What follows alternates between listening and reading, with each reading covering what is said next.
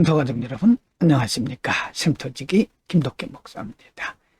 오늘은 마태복음 19장 13절부터 30절까지고요.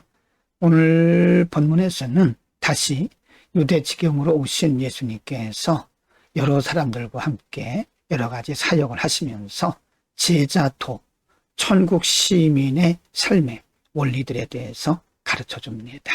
19장 13, 14, 15절입니다. 13. 그때에 사람들이 예수께서 안수하고 기도해 주심을 바라고 어린아이들을 데리고 오매 제자들이 꾸짖거늘. 14.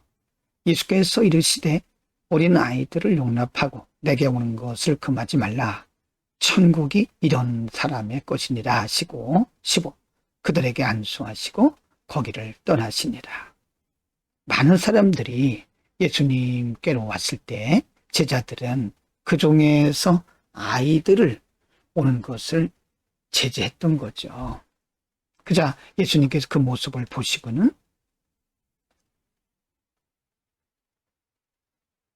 그러자 그런 제자들의 모습을 보신 예수님은 어린 아이들이 내게 오는 것을 막지 마라. 바로 천국이 이런 사람의 것이라고 말씀하셨습니다. 예수님께 나아가는 길은 누구에게나 다 열려 있는 겁니다. 혈통이나 신분에 제한이 없습니다. 그러므로 누구든지 예수님께 나아가는 길을 제재하거나 방해해서는 안 되죠. 예수님은 만인의 구주로 오셨습니다.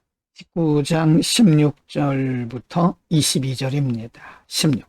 어떤 사람이 주께 와서 이르되 선생님이여 내가 무슨 선한 일을 하여야 영생을 얻으리이까? 17.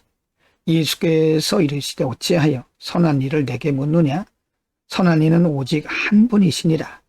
내가 생명에 들어가려면 계명들을 지키라. 18. 이르되 어느 계명이 오니까? 예수께서 이르시되 살인하지 말라, 간음하지 말라, 도둑질하지 말라, 거짓 증거하지 말라. 19. 내 부모를 공경하라, 내 이웃을 내 자신과 같이 사랑하라 하신 것이니라. 20. 그 청년이 이르되 이 모든 것을 내가 지켰사온데 아직도 무엇이 부족하니까? 21.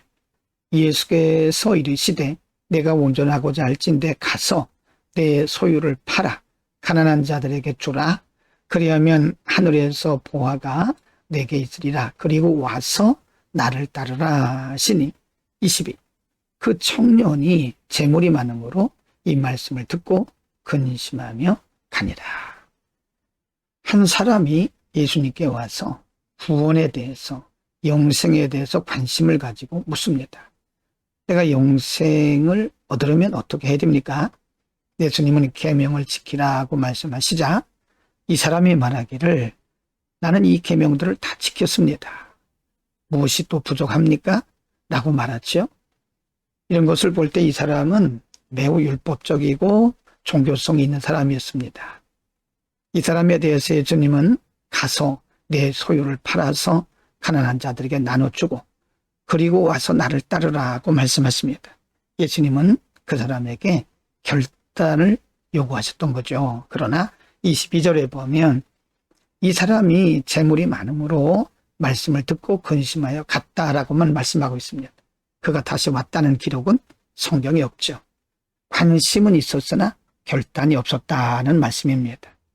19장 23절부터 30절입니다. 24. 예수께서 제자들에게 이르시되 내가 진실로 너희에게 이르노니 부자는 천국에 들어가기가 어려우니라. 24. 다시 너희에게 말하노니 낙타가 바늘기로 들어가는 것이 부자가 하나님의 나라에 들어가는 것보다 쉬우니라 하시니. 25. 제자들이 듣고 몹시 놀라 이르되 그렇다면 누가 구원을 얻을 수 있으리까? 20. 예수께서 그들을 보시며 이르시되 사람으로는 할 수 없으나 하나님으로서는 다 하실 수가 있느니라 라고 말씀을 하십니다. 청년이, 즉 부자 청년이 결단을 하지 못하고 다시 돌아오지 못하는 것을 보고 제자들이 예수님께 묻습니다. 그렇다면 누가 천국에 들어갈 수 있을까요? 예수님은 말씀하십니다. 부자가 천국에 들어가기가 어렵다고 하는 거죠. 낙타가 마치 바늘기로 들어가는 것처럼 부자가 하나님 나라에 들어가는 것이 어렵다.